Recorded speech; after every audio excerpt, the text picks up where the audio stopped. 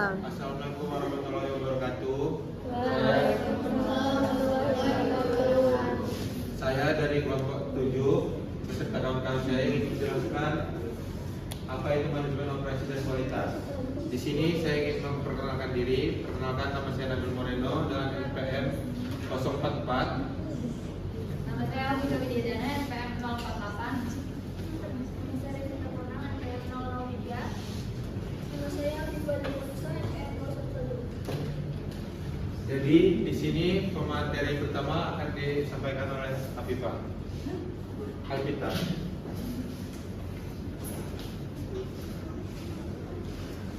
Jadi pengertian operasi adalah suatu kegiatan utama dalam perusahaan untuk menghasilkan produk barang ataupun jasa yang bernilai bagi pelanggannya.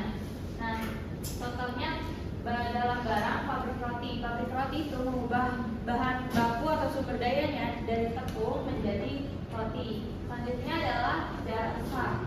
Salon membuat rambut pelanggan menjadi rapi. Apabila ada seorang pelanggan datang rambutnya kusut atau dia ingin memotong rambut, maka salon akan memberikan pelayanan berupa potong rambut atau pelayanan merapikan rambutnya. Selanjutnya adalah pertumbuhan dalam sektor jasa dan barang. Dalam sejarah ekonomi, perekonomian itu didominasi oleh sektor barang seperti pertanian, pertambangan, manufaktur. Tetapi seiring perkembangan zaman dan teknologi, kebutuhan manusia dengan kehidupan sehari-hari, itu sektor jasa lebih berkembang karena kehidupan sehari-hari manusia itu semakin banyak berubah. Terjadi adanya transportasi, pendidikan, hiburan. Selain itu, dalam sektor jasa, dia lebih memberikan lapangan pekerjaan yang lebih besar. Selanjutnya menciptakan nilai melalui operasi. Jadi diadakannya operasi itu harus memiliki nilai utilitas atau kegunaan. Nilai kegunaan itu ada 3: kegunaan bentuk, kegunaan waktu, kegunaan tempat. Kegunaan bentuk itu berarti saat pelanggan menginginkan sebuah roti, artinya roti dari tepung, dia mendapatkan, tadinya dia hanya mendapatkan jika seorang pelanggan itu ingin makan roti, maka dia tidak hanya membeli tepung, dia bisa membeli rotinya langsung. Jadi ada nilai tambahan dari bentuk awal sumber dayanya. Selanjutnya kegunaan waktu. Saat ini seorang pelanggan menginginkan makan roti, jadi dia tidak harus menunggu berjam-jam untuk memakan roti, tetapi dia bisa langsung membelinya di suatu toko. Selanjutnya kegunaan tempat. Jika sebuah roti itu tempat tokonya itu terletaknya jauh, maka akan ada peluang bagi sebuah perusahaan membuat toko roti yang dekat dengan pelanggannya. Jadi kegunaan tempat. Jadi ketiganya ini memiliki nilai tambahannya masing-masing. Terus manajemen operasi. Jadi manajemen operasi itu ini adalah kegiatan mengarahkan dan mengendalikan proses mengubah sumber daya menjadi barang. Siapakah yang melakukan manajemen operasi tersebut? Adalah manajer operasi. Seperti yang kita ketahui, manajer operasi itu dia melakukan perencanaan, pengorganisasian, terus juga mengendalikan. Manajer operasi itu artinya dia mengendalikan input atau sumber daya yang ada untuk diubah menjadi output. Sebelum diubah menjadi output, manajer operasi itu mengawasi proses perubahan bentuk sumber dayanya menjadi output. Sehingga dalam kegiatan proses pengubahan sumber daya tersebut karyawan itu bisa lebih bekerja sesuai porsinya masing-masing atau tugasnya masing-masing. Jadi output yang dihasilkan itu memiliki nilai sesuai kebutuhan pelanggan dan memenuhi kebutuhan pelanggan.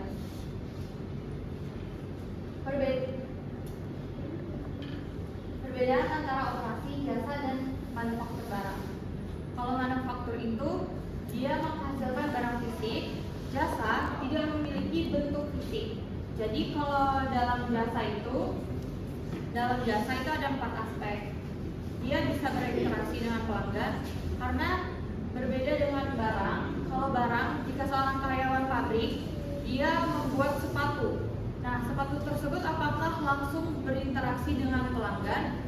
Tentu saja tidak, karena yang berinteraksi langsung dengan pelanggan adalah seller atau penjualnya, yang berarti memberikan jasa layanan. Kedua, jasa dapat tidak berwujud dan tidak bisa disimpan. Jadi maksudnya tidak berwujud berarti pelanggan itu menerima dalam bentuk manfaat atau layanan dari yang diberikan oleh perusahaan. Dan tidak dapat disimpan, akhirnya pelanggan jika membeli suatu jasa dia tidak bisa digunakan untuk di lain waktu. Artinya di saat tersedia saja dapat digunakannya. Keberadaan dalam proses operasi. Keberadaan dalam proses operasi itu artinya antara penjual jasa dengan pelanggan itu bertemu secara langsung. Hal-hal tidak berwujud mempengaruhi kualitas jasa. Jadi saat seseorang menjual jasanya, dia memberikan layanan berkualitas baik atau memberikan layanan buruk, seperti customer service ketika merespon pelanggannya, dia memberikan pelayanan yang baik ataukah buruk. Itu mempengaruhi kualitas jasa yang dia berikan. Selanjutnya adalah proses operasi. Proses produksi barang ada 2, make to order dan make to stock. Make to order artinya dia dibuat saat pelanggan itu memesan, jadi dia tidak tersedia kalaupun pelanggan itu mau beli, dia harus menunggu beberapa waktu, tapi tidak sampai berhari-hari. Kalau make to stock, dia itu pabrik itu menjual dalam jumlah yang besar, jadi dibuatnya dalam jumlah yang besar, seperti pabrik makanan cepat saji yang dijual di supermarket, nugget itu namanya make to stock. Proses produksi jasa itu ada 2, sistem kontak rendah dengan sistem kontak tinggi. Sistem kontak rendah itu pelanggannya itu nggak terlibat di dalam operasi, seperti kalian ingin mengantar sebuah paket, jadi itu melewati kurir. Kalian memesan paket, jadi itu kalian lewat kurir dulu atau kantor pos gitu. Sistem kontak tinggi, pelanggan menjadi bagian dari sistem. Ini nih berarti yang melayani dengan pelanggannya itu bertemu secara langsung, seperti yang transportasi, kalian naik ojek dan si ojek dan pelanggannya itu bertemu secara langsung. Saya kembalikan kepada yang selanjutnya materi kedua.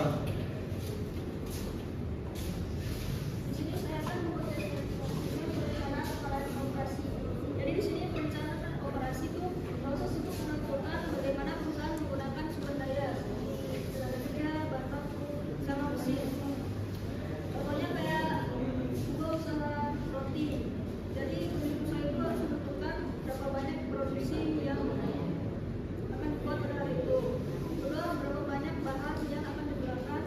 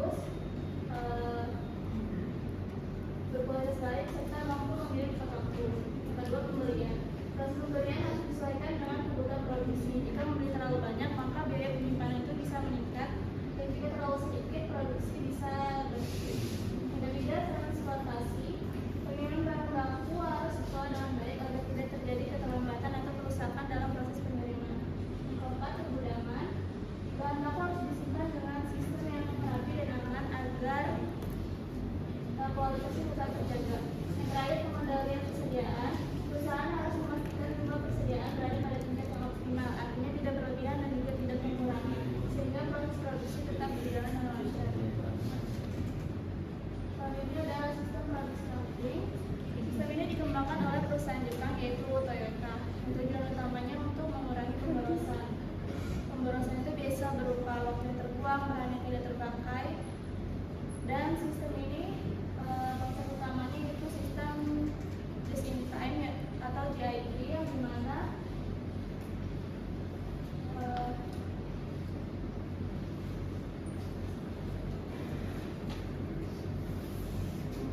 itu bahan baku datang pada tepat pada saat dibutuhkan dalam proses produksi. Yang kedua, manajemen persediaan dalam produksi biasa, yaitu persediaan biasa bisa berupa informasi, data pelanggan, atau sistem pelayanan, misalnya UPS atau United Parcel Service yang mengolah sistem pelacakan paket secara real time. Ketiga, ada pengalihan kualitas. Pengalihan kualitas bertujuan untuk memastikan bahwa produk atau jasa yang dihasilkan sudah sesuai dengan standar perusahaan. Selanjutnya, manajemen kualitas dan manajemen kualitas total. Dalam konsep ini, yaitu seluruh karyawan memiliki tanggung jawab untuk menjaga dan meningkatkan kualitas. Hubungan kualitas dan produktivitas. Hubungannya sangat erat, karena produktivitas adalah perbandingan antara output yang dihasilkan dengan sumber daya yang digunakan. Selanjutnya, mengolah kualitas. Ini upaya perusahaan untuk memastikan produk atau jasa yang dihasilkan memiliki kualitas yang baik. Dan terakhir, kerugian dari kualitas yang buruk. Kualitas yang buruk itu dapat menimbulkan kerugian perusahaan. Bisa berdampak juga pada penurunan keuntungan. Jadi, menjaga kualitas bukan hanya untuk memenuhi standar, tapi juga untuk kelangsungan dan daya saing. Saya kembali ke moderator.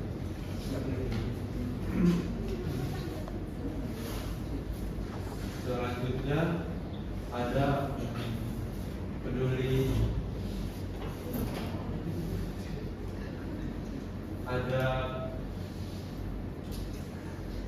gimana nih kita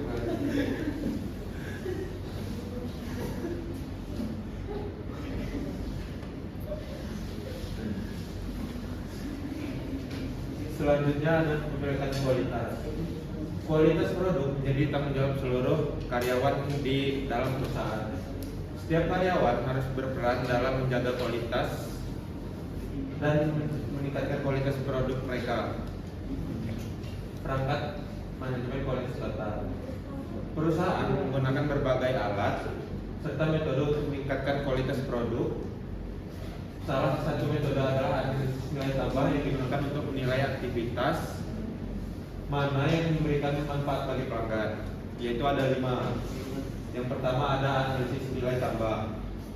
Analisis nilai tambah adalah proses mengevaluasi seluruh kegiatan kerja, aliran, bahan baku, dan administrasi untuk menentukan nilai tambah bagi pelanggan. Analisis ini seringkali mengurangi kegiatan yang boros atau tidak diperlukan tanpa mengurangi kualitas layanan. Yang kedua ada tim perbaikan kualitas. Tim perbaikan kualitas adalah kelompok karyawan lintas bidang yang bekerja sama untuk meningkatkan kualitas dengan cara mengatasi persoalan produksi yang dihadapi bersama yang ada dalam produk dan di perusahaan mereka. Lalu yang ketiga ada mempererat hubungan pelanggan. Jadi di sini kita harus mengenali apa yang diinginkan pelanggan dari produk yang mereka konsumsi. Jangan sampai perusahaan gagal mengenali perubahan selera pelanggan. Contoh HP BlackBerry yang ketinggalan fitur-fitur terkini hingga pelanggan-pelanggan BlackBerry tersebut beralih menggunakan produk-produk yang lebih relevan, contohnya HP-HP dan lain. Selanjutnya adalah ISO. ISO adalah penanda pencapaian kualitas yang diakui di seluruh dunia dan di beberapa negara menjadi syarat untuk membuka bisnis. Jadi ISO ini salah satu termasuk lisensi.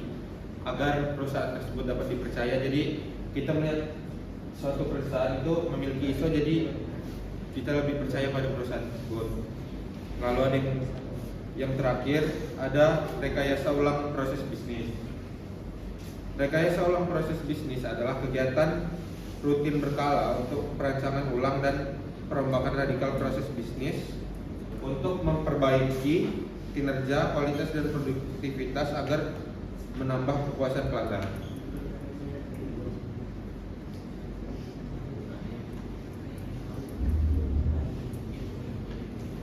Lalu ada rantai pasokan.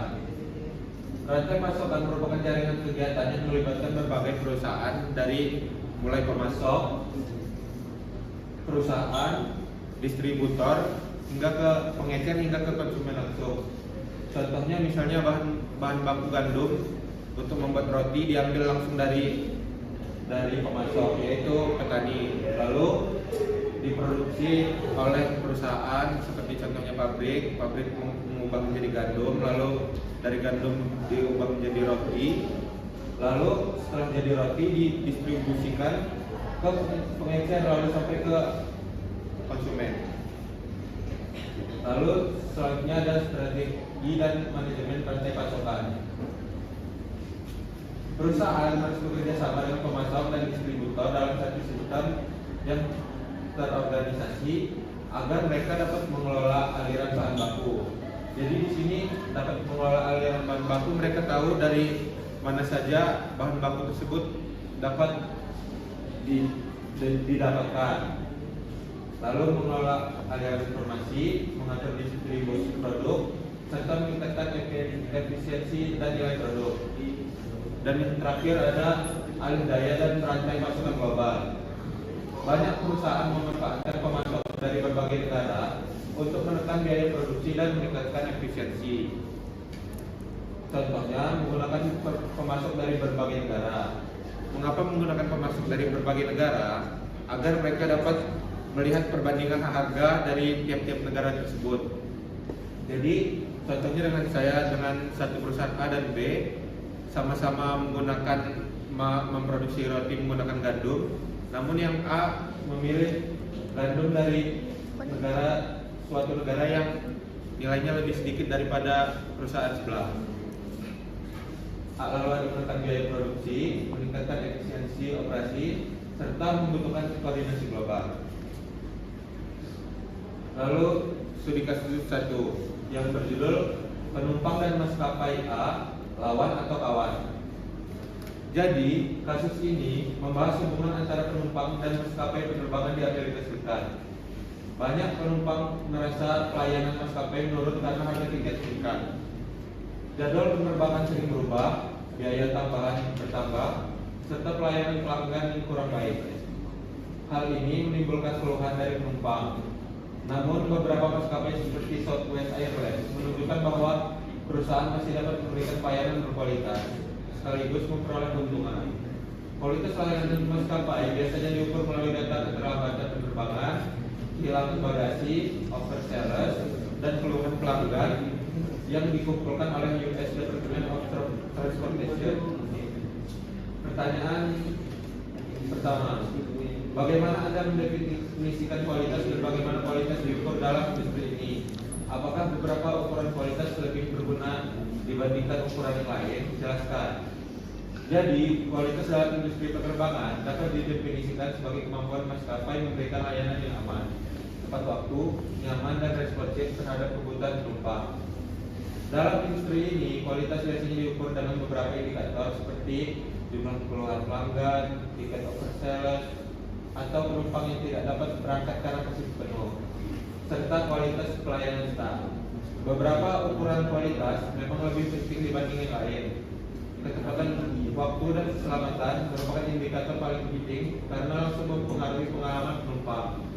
Namun data keluhan pelanggan juga penting karena mencerminkan persepsi konsumen terhadap layanan secara keseluruhan. Lalu yang kedua ada di antara kegiatan jasa yang mempengaruhi kualitas pelayanan bagi pelanggan, identifikasi 3 atau lebih kegiatan yang berada di bawah kendali maskapai dan 3 atau lebih kegiatan tidak dapat dikendalikan maskapai. Apakah kedua jenis kegiatan ini seharusnya dimasukkan dalam penilaian kualitas maskapai? Jelaskan. Beberapa kegiatan yang berada di bawah kendali maskapai antara lain kualitas pelayanan staf, proses penanganan bagasi, sistem penjadwalan penerbangan, kebijakan biaya tambahan, serta cara maskapai menangani keluhan pelanggan. Kegiatan yang tidak sepenuhnya berada di bawah kendali maskapai antara lain kondisi cuaca, kepadatan lalu lintas udara, kebijakan keamanan bandara, serta masalah teknis di bandara. Kedua jenis kegiatan ini tetap mempengaruhi pengalaman penumpang sehingga sering dimasukkan dalam penilaian kualitas.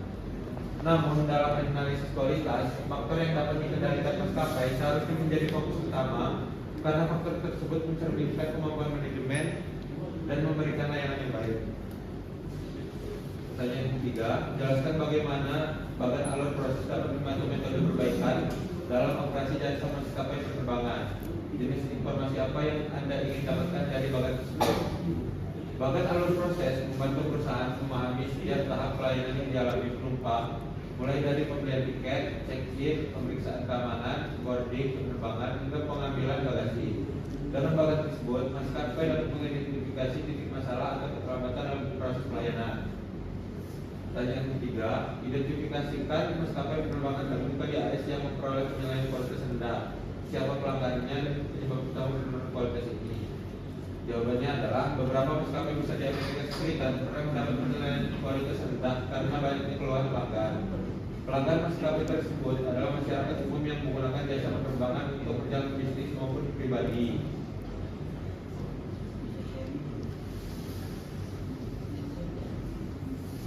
Pertanyaan terakhir, penumpang pesawat maskapai penerbangan AS harus memilih antara dua prosedur pemindahan keamanan, yaitu citra deteksi satu badan penuh atau badan tubuh.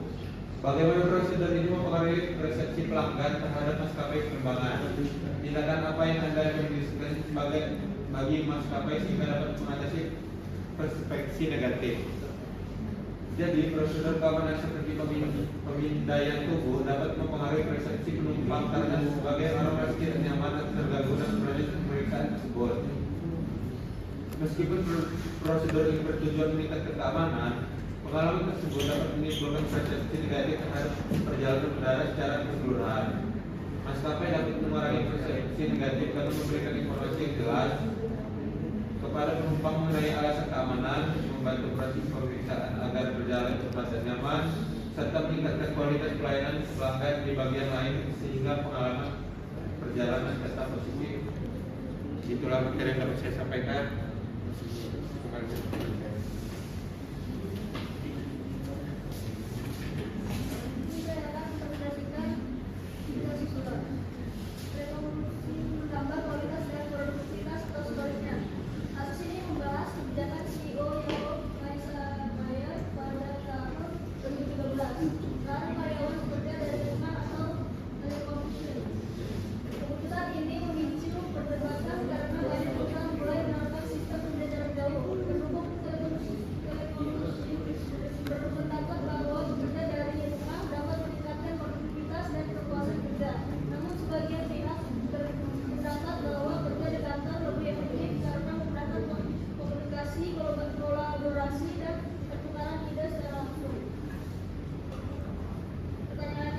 Bagaimana Anda mendefinisikan kualitas untuk situasi YAHO dalam kasus ini?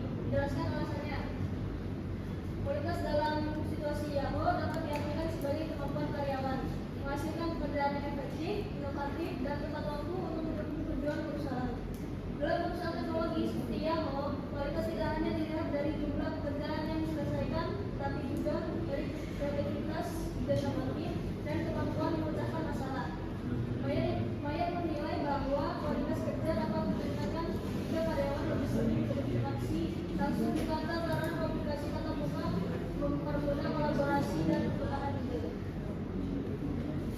Dan selanjutnya, Maya menggunakan data virtual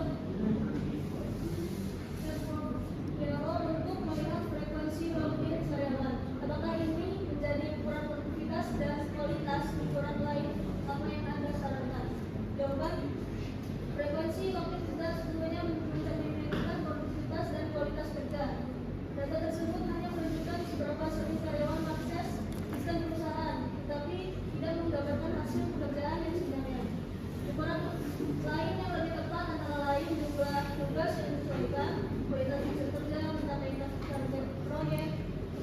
perbankan, serta kontribusi karyawan dalam kerja tim dan organisasi. Nilai kinerja yang menyeluruh lebih mampu menggambarkan produktivitas kerja. Dan selanjutnya, identifikasikan dua jenis pekerjaan ideal yang layak dilakukan dari rumah dan dua jenis pekerjaan yang lebih sesuai dilakukan kantor. Jelaskan alasannya. Jawaban, pekerjaan yang layak dilakukan dari rumah misalnya pengembang perangkat, dan analisis data. Kedua, pekerjaan ini lebih banyak menggunakan komputer dan dapat dilakukan secara mandiri tanpa harus selalu berada di kantor. Pekerjaan yang lebih sesuai dilakukan di kantor misalnya manajer proyek dan tim pengembangan produk. Pekerjaan tersebut membutuhkan koordinasi langsung, diskusi tim, dan pengambilan keputusan bersama yang lebih efektif dilakukan melalui interaksi tatap muka.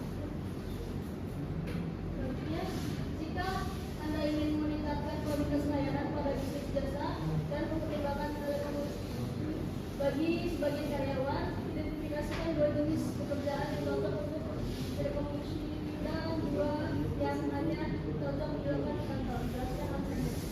Jawaban, pekerjaan yang cocok untuk telekomunikasi antara lain layanan pelanggan melalui sistem online dan pekerjaan administrasi data. Kedua pekerjaan ini dilakukan menggunakan sistem digital tanpa harus hadir secara fisik. Pekerjaan yang lebih cocok dilakukan di kantor misalnya manajemen operasional dan pengawasan kualitas layanan.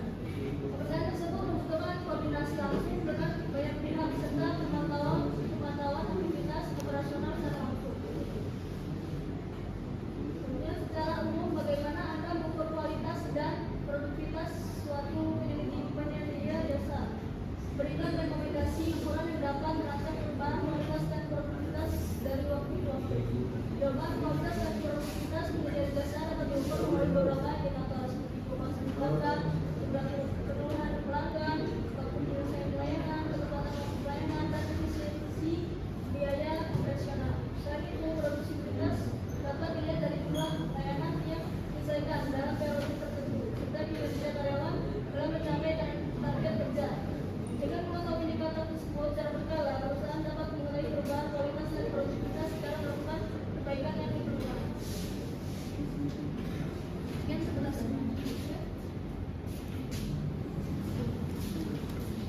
Terima kasih. Itulah tadi presentasi dari kelompok kami. Di sini siapa yang ingin bertanya?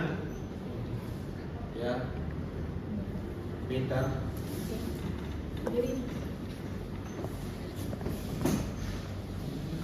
Perkenalkan, nama saya Meita Ira Rahmani dengan NPM akhir 038. Di sini saya ingin bertanya, kalau sektor jasa berkembang pesat, apakah itu berarti sektor manufaktur akan semakin berkurang perannya dalam perekonomian?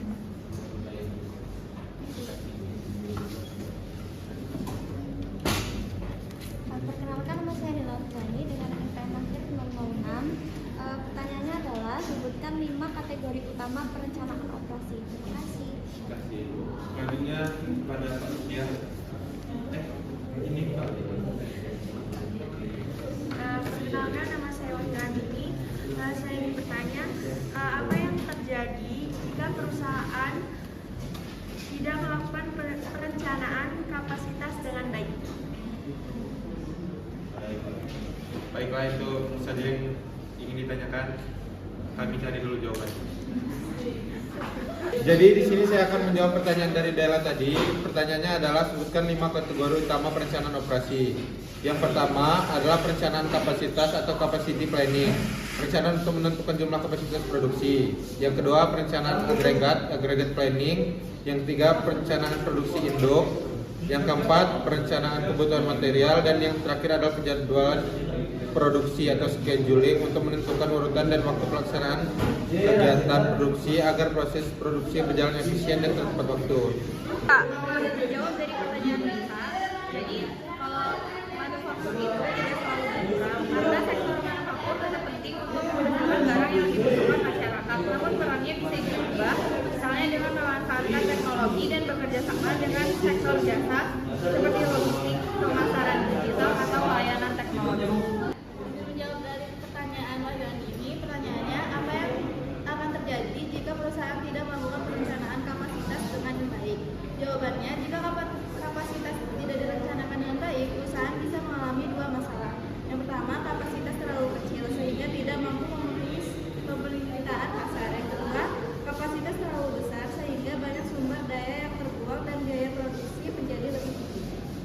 Sekian presentasi dari kelompok kami ucapkan assalamualaikum warahmatullahi wabarakatuh.